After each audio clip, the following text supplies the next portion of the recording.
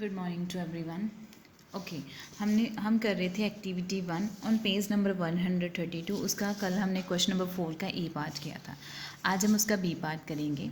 Question number B part में है कि आपको सेलिंग प्राइस गिवन है। सेलिंग प्राइस है 4475 और उस पर लॉस हुआ है आपको 25 रुपीज़। ठीक है, अब आपको सेलिंग प्राइस गिवन है, लॉस गिवन है, आपने क्या फाइंड आउट करना है? कॉस्ट प्राइस फाइंड आउट करना है। वो कैसे करोगे?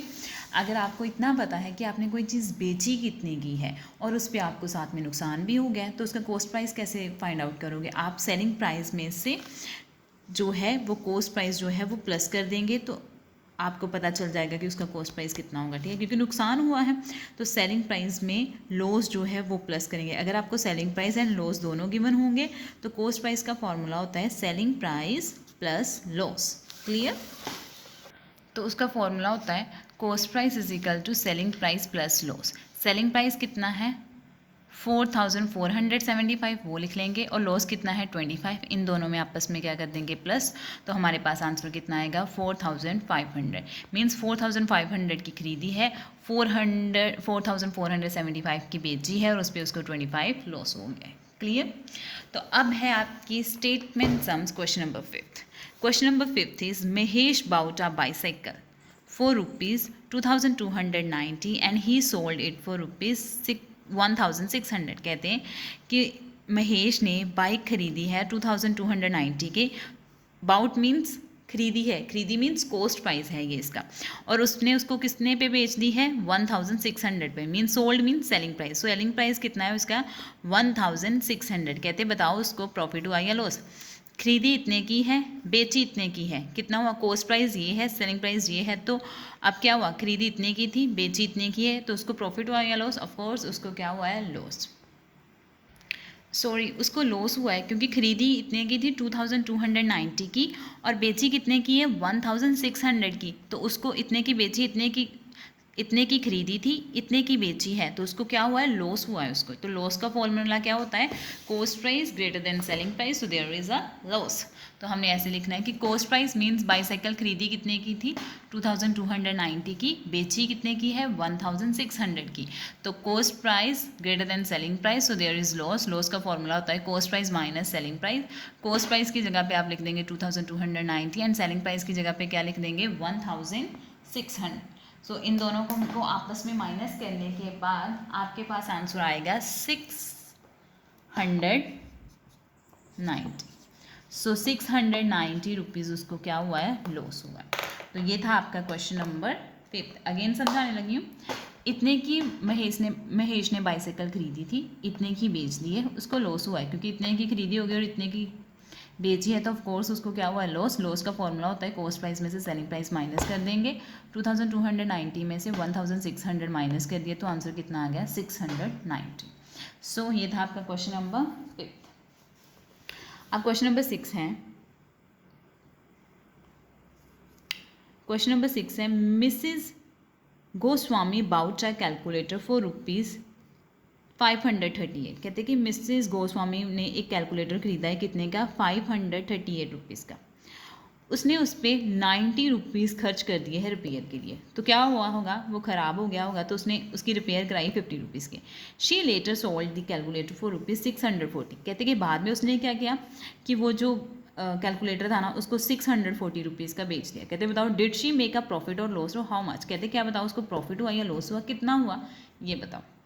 अब देखो कैलकुलेटर जो खरीदा है उसमें ही रिपेयर उसके प्लस हुआ है क्योंकि खर्चा तो उसका ही था। उसने कैलकुलेटर खरीदा भी, उसकी रिपेयर भी की, तो वो दोनों उसका कॉस्ट प्राइस हो जाएगा। बाद में देखना है कि सेलिंग प्राइस उसने जो बेच दिया क्या वो बेचा ज़्यादा प्राइस पे है रिपेयर के बाद भी या कम पे है, वो हम फाइंड आउट करेंगे। ठीक है, ओके। सबसे पहले उसने कितने का खरीदा था कैलकुलेटर? 538 का।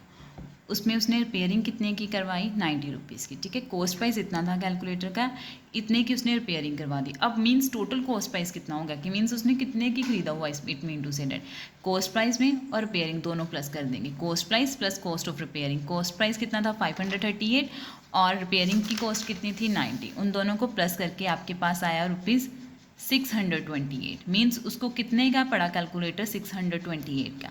और उसने बाद में कितने का बेच दिया है उसको? 640 पे। इतने का खरीदा हुआ, इतने का बेचा, क्या हुआ? प्रॉफिट हुआ ना, क्योंकि इतने का रिपेयरिंग डाल के भी उसने 628 उसको खर्चा पड़ा था, तो 640 का उसने बेच दिया, तो उसको क्या हुआ, selling price greater than cost price, so there is profit. तो प्रॉफिट का फॉर्मूला क्या होता है, सेलिंग प्राइस में से कॉस्ट प्राइस माइनस कर देंगे। सेलिंग प्राइस कितना है 640 एंड सेलिंग कॉस्ट प्राइस कितना है 628, इसमें से ये माइनस करेंगे तो कितना आएगा 12। मीन्स अगर उसने रिपेयरिंग भी करवाई है तब भी उसको प्रॉफिट हुआ, और कितने रुपीज़ प्रॉफिट हुआ है, ₹12। क्लियर। कॉस्ट प्राइस इतना था, रिपेयरिंग की कॉस्ट 90 थी, टोटल कॉस्ट में cost plus cost of repairing plus करेंगे तो आंसर आ गया हमारे पास 628। 628 में मीन्स उसने फिर बाद में वो कैलकुलेटर कितने का बेच दिया, 640 का। तो अब ये उसका कॉस्ट प्राइस है, ये उसका सेलिंग प्राइस है। कॉस्ट प्राइस ज़्यादा है या selling price, selling price. It mean to say उसको प्रॉफिट हुआ। प्रॉफिट का फॉर्मूला होता है profit is equal to selling price minus cost price. तो सेलिंग प्राइस में से कॉस्ट प्राइस माइनस कर दिया तो आपका आंसर कितना आ गया 12। क्लियर। सो ये था आपका क्वेश्चन नंबर 6। अब हम करेंगे क्वेश्चन नंबर 7।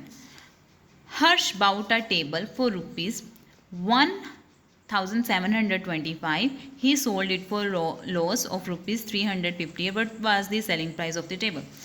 अब हर्ष ने टेबल खरीदा कितने का है वो गिवन है हमें, कितने का खरीदा है 1725 का, लेकिन उसको लॉस पे बेच दिया है कितने का 358। तो कहते बताओ सेलिंग प्राइस कितना होगा। खरीदा इतने का था, उस पर उसको लॉस भी हुआ है, तो सेलिंग प्राइस की बेचा कितने का वो फाइंड आउट करेंगे। कॉस्ट प्राइस में से सेलिंग प्राइस माइनस कर देंगे तो पता चल जाएगा कि उसने वो कितने का बेचा होगा। क्लियर। ओके, कितने का उसने टेबल खरीदा था 1725 का, उस पर उसको नुकसान हुआ है 358 का। हमने फाइंड आउट करना है कि उसने टेबल जो है वो कितने का सोल्ड किया होगा। तो कॉस्ट प्राइस में से अगर सेलिंग प्राइस माइनस कर देंगे तो पता चल जाएगा कि सेलिंग प्राइस कितना होगा। Selling price is equal to cost price minus loss. अब कॉस्ट प्राइस की जगह पे क्या फिल करेंगे 1725 और लॉस की जगह पे क्या फिल करेंगे 358। इन 1725 में से 358 माइनस करेंगे तो आंसर कितना आएगा 1367। क्योंकि कॉस्ट प्राइस गिवन थी, लॉस भी गिवन था, सेलिंग प्राइस फाइंड आउट करना था, तो उसका फॉर्मूला क्या होता है cost price minus loss. Cost price में से लॉस माइनस कर देंगे तो आंसर हमें पता चल जाएगा। ये था आपका क्वेश्चन नंबर 7। अब आपका लास्ट क्वेश्चन है इस चैप्टर का, question number 8। A shopkeeper lost ₹2,450 on selling a washing machine for ₹12,245। What was the cost price of the washing machine. कहते हैं कि शॉपकीपर ने नुकसान उठाया है 2450 का जब उसने वॉशिंग मशीन बेची थी, जो कि उसने कितने की खरीदी थी 12,245 का। कहते बताओ जो उसने सेल की है कितने की 12,245 का। तो कहते बताओ उसने खरीदी कितने की होगी। अब देखो शॉपकीपर को लॉस्ट मीन्स नुकसान हुआ है बेचने पे कितने का 2450 का, उसने कितने की बेच दी है 12,245 की। कहते बताओ कि उसने कितने की वॉशिंग मशीन खरीदी होगी। वॉशिंग मशीन उसने बेची कितने की है 12,245 की, उस पर भी उसको नुकसान हुआ है 2,450 का। तो कहते बताओ कि वॉशिंग मशीन की एग्जैक्ट कॉस्ट कितनी होगी। तो हम क्या करेंगे सेलिंग प्राइस में से कॉस्ट लॉस प्लस कर देंगे, फिर ही पता चल जाएगा ना कि हमें उसने खरीदी कितने की होगी। सेलिंग प्राइस में से लॉस प्लस करेंगे हम। ओके, क्वेश्चन नंबर 8 क्या है कि selling price means washing machine बेची कितने की है 12,245 के, उस पर उसका नुकसान कितना हुआ है 2,450 का। तो हमने क्या फाइंड आउट करना है कॉस्ट प्राइस। सेलिंग प्राइस, इस कॉस्ट प्राइस का फॉर्मूला क्या होता है अगर एसपी एंड लॉस गिवन हो तो उसका फॉर्मूला होता है cost price is equal to selling price plus loss. अब सेलिंग प्राइस में क्या प्लस कर देंगे लॉस, जब इन दोनों को ऐड करेंगे तो पता चल जाएगा कि वॉशिंग मशीन उसने खरीदी कितने की होगी। कितने की खरीदी है उसने 14,695 मीन्स उसने इतने की खरीदी थी 14,695, बेची है उसने 12,245 की और उसमें नुकसान उसको कितना हुआ है 2,450 का। क्लियर। तो ये था आपका chapter number 13 profit and loss. बहुत इजी चैप्टर था, बस आपको प्रॉफिट एंड लॉस के फॉर्मूले आने चाहिए तो आपका चैप्टर जो है वो इजीली चले जाएगा। और एक थोड़ा सा अगर दिमाग में समझोगे भी ना तो फिर फॉर्मूले याद करने की भी ज़रूरत नहीं है कि आपको पता चल जाएगा कि उसमें प्लस करते हैं या माइनस करते हैं। बस एक तरफ एक छोटी सी एग्जाम्पल अपने माइंड में रख लेना, सेट कर लेना और बाद में सॉल्व कर लेना। ठीक है, जैसे यहाँ पे है cost price and loss given था, आपने सेलिंग प्राइस कैसे फाइंड आउट करोगे। Of course selling price sorry cost price कैसे फाइंड आउट करेंगे, अगर selling price and loss given होगा तो सेलिंग प्राइस में लॉस हम क्या कर देंगे प्लस, तो हमें पता चल जाता है कि कॉस्ट प्राइस कितना होगा। ओके, सो आपका चैप्टर नंबर 13 फिनिश हो गया है। Thank you so much, have a nice day.